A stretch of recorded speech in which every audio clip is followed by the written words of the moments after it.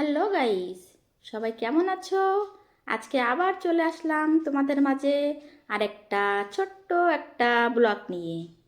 তো বন্ধুরা, চলো ব্লগটা শুরু করা যাক। আজকে আমি চলে আসলাম তোমাদেরকে বুদ্ধদেবের মন্দির দেখানোর জন্য। তো বন্ধুরা, হাত তুলে দাও একবার, কে কে বুদ্ধদেবের মন্দির দেখেছো। আর যে যে বুদ্ধদেবের মন্দির দেখোনি, শেষে আমার এই ব্লগে দেখে নেবে। তো চলো বন্ধুরা, দেখা যাক। আমরা চলে আসলাম এই যে বুদ্ধ মন্দিরে।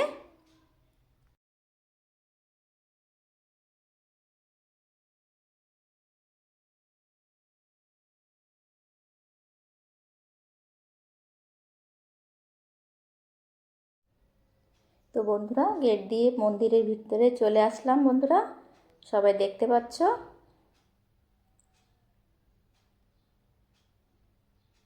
দেখুন বন্ধুরা, সব বুদ্ধ মন্দিরের এরিয়াটা একটু দূর থেকেই আমি ভিডিওটা করছি, যাতে সব কিছু তোমাদেরকে দেখাতে পারি।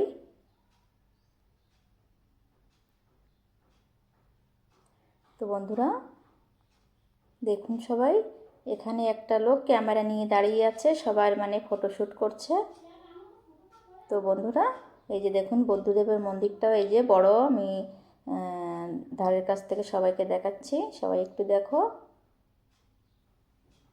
সাদা রঙের মন্দিরটা, কিন্তু একেবারেই সাদা।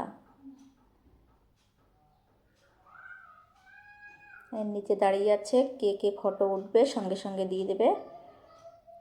দেখছি সবাই এখানে সব ঘুরে ফিরে সেলফি নিচ্ছে, ভিডিওগুলো করছে। সব সময় তো এগুলো দেখা যায় না বন্ধুরা।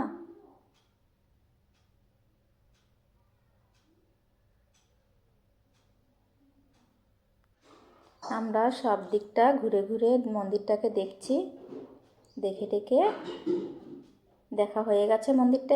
এবার আমরা চলে আসছি নিচের দিকে।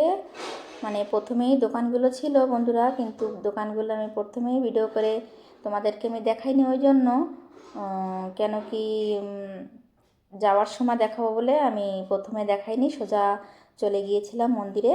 আগে মন্দিরটা দর্শন করে যাওয়ার পথে মানে আমি সবাইকে দেখাতে দেখাতে যাচ্ছি। আবার তারপরে অনেক দোকানপাটও আছে এখানে বন্ধুরা।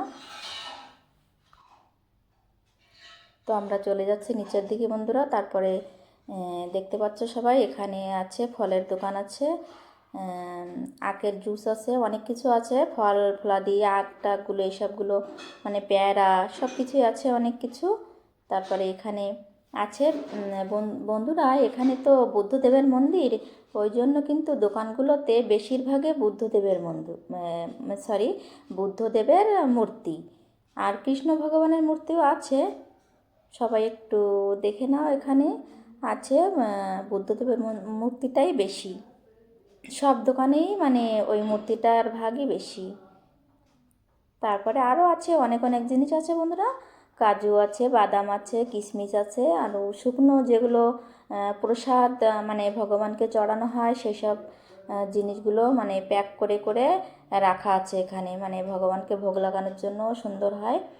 আমিও এখান থেকে নিয়ে নিয়েছিলাম বন্ধুরা, দুটো জেলির প্যাক করা জেলি নিয়ে নিয়েছিলাম, মানে ভোগ লাগানোর জন্য বন্ধুরা। আরও অনেক কিছুই আছে দেখুন, দোকানগুলো দেখলেও খুব সুন্দর লাগবে, এত সুন্দর করে সাজানো গোছানো আছে। আমরা দোকানটাকে দেখতে দেখতে তারপরে নিচের দিকে চলে যাচ্ছি।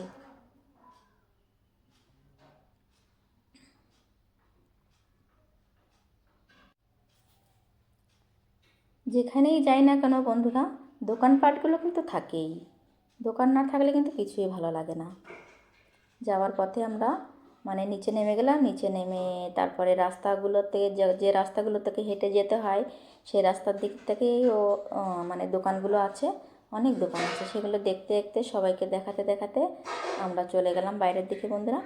তবে বন্ধুরা, আমার এই ভিডিওটা কেমন হয়েছে বন্ধুরা, তোমাদেরকে শেয়ার করলাম, তোমরা কিন্তু আমাকে অবশ্যই একটা কমেন্ট করে অবশ্যই জানাবে বন্ধুরা আমার ভিডিওটা কেমন লেগেছে।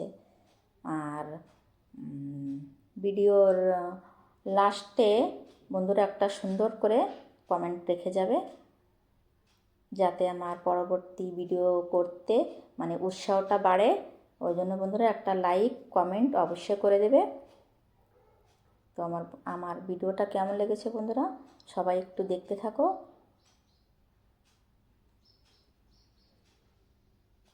এই ভিডিওগুলো করতে করতে বাইরের দিকে বেরিয়ে যাচ্ছি।